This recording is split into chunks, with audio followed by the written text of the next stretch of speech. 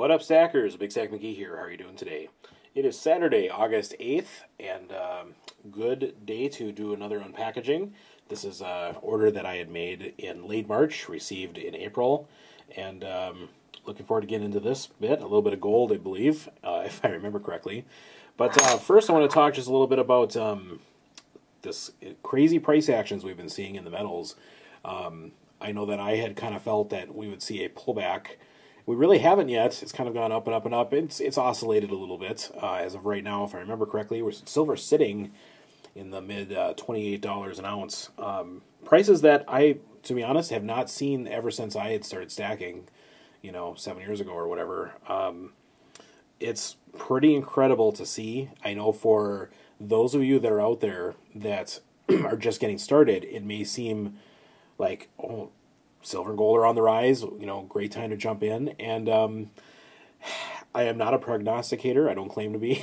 And I don't even make predictions because, if anyone could accurately do that, you'd make a ton of money, whether it's in the metals or the markets or whatever. But I just know that if you're a newer stacker, you might be tempted to go and get as much as you can right now.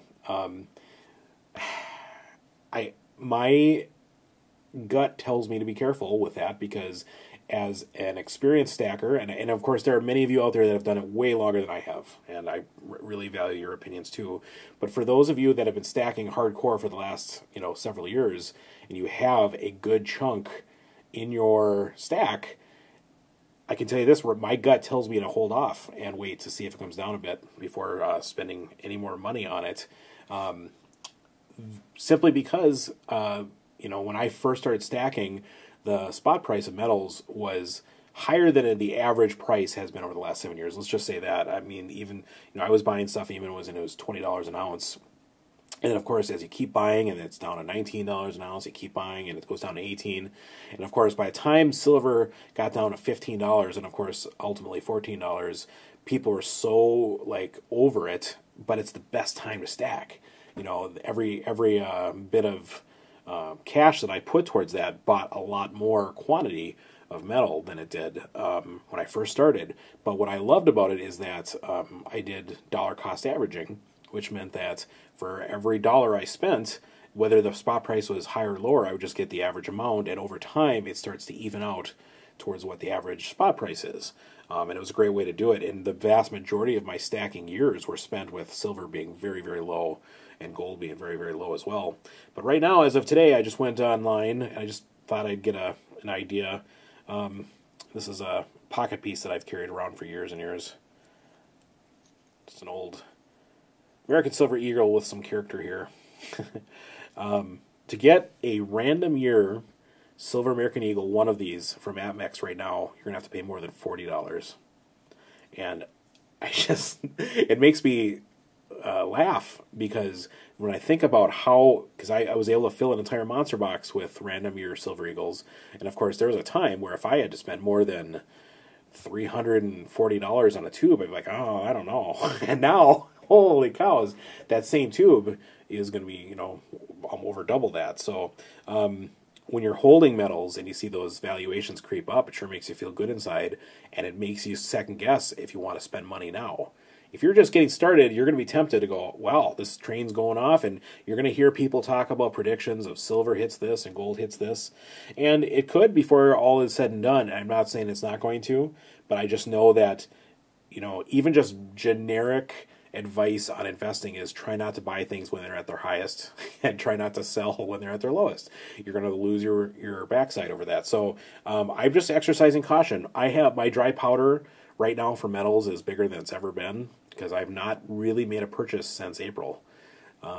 So I have traded a couple pieces. I've traded up. I think I mentioned in my last video, I was able to take some collectibles that I had and get extreme return on my money, and that's sitting also as part of that dry powder to be able to pick it up. So at any rate, I guess what I'm really saying is right now I'm holding off on purchasing. If you're a young stacker, do as much research as you can before you dive in headfirst, paying $40 for one of these. At the same time, I suppose you look back and you say, if silver hits $25, you'd be like, man, I wish I would have picked it up when spot price was only $18. Totally true, but we can't read the future. I just know, and like last bit of business before I get to going unboxing this, is that don't take any money that you might need anytime soon and think that you're going to profit in the short term from metals. It won't happen. Or if you do, you're amazing. But most people lose their backsides in that. I only spend money that is not needed for a long time. So, having said that, I just don't want people to get, because I see people so excited right now about silver and gold, and of course my initial thought is be careful. So that's message delivered, and hopefully all of you out there are very, very smart, smarter than the average person. But all right, let's see what I got.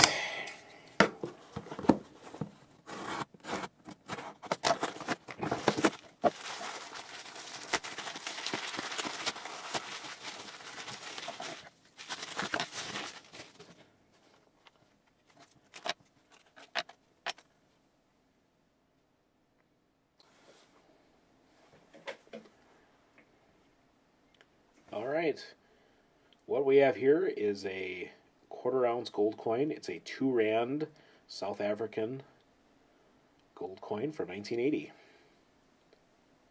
I picked this up. I just looked right before I unpackaged this. I paid right at $400 for this for a quarter-ounce gold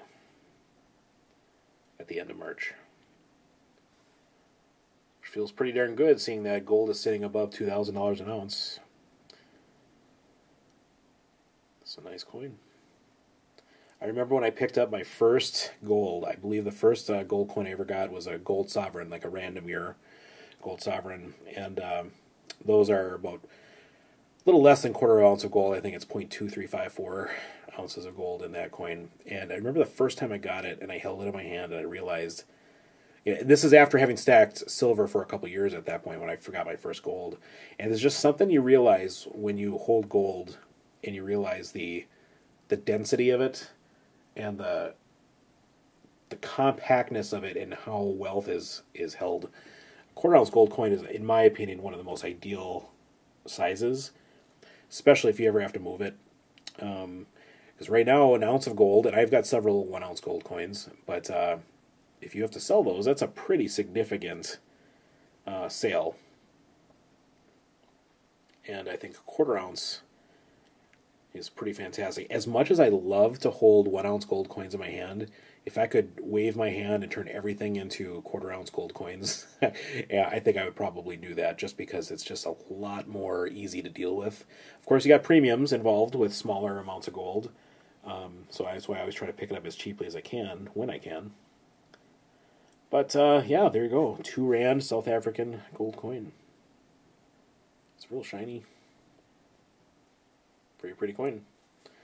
So, yeah, as far as thoughts on stacking for the future, my next endeavor is I'm going to gather up in my stack. I have a list of all the things that I have. I have it separated by foreign government bullion. I have American silver eagles. I have American 90%, and that's all separated by quarter, half dollar, dime, quarter, or all that stuff.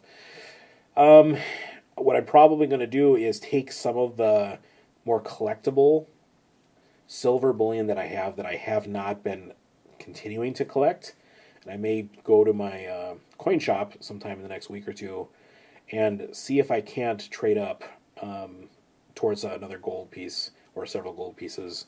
I have some other gold too that I wouldn't mind moving as part of the deal, but when you start accumulating, and I've mentioned this in the past in terms of how stacking styles can change, I have just lots of pieces that I picked up at one point that I just don't really care for as much. I don't have a lot of silver coins that are in capsules. I have, I don't know, probably, if I had to guess, 60 or 70 ounces of gold like that, or excuse me, silver, I wish it was gold, silver like that I have stored in these big capsules. It just takes up a lot of space. And it turns out the rest of my stack for the last several years is able to be stored a lot more densely. Anytime you have silver in the capsules and then that in tubes, it just takes up a lot more space. So I might try to trade that up towards some more gold and see what that takes. Not afraid to spend a little bit of money towards that if I need to, but wouldn't mind just trading up a little bit from some silver to gold. I think it's a good time to take a look at that for myself. But as far as buying new pieces, I'm just going to wait it out. I hope I come back to you and silver and gold are that much more valuable, because that's great too. But I'm just kind of waiting for some dips before I go ahead and pull any more. But that's where I'm standing. I'm sure there's those of you out there that are way smarter than I am, and all the best to you. But for those of you like me that are just kind of waiting and seeing, best of luck to us too. This is Big Stack McGee. Thanks so much for watching. I hope you guys have a great day.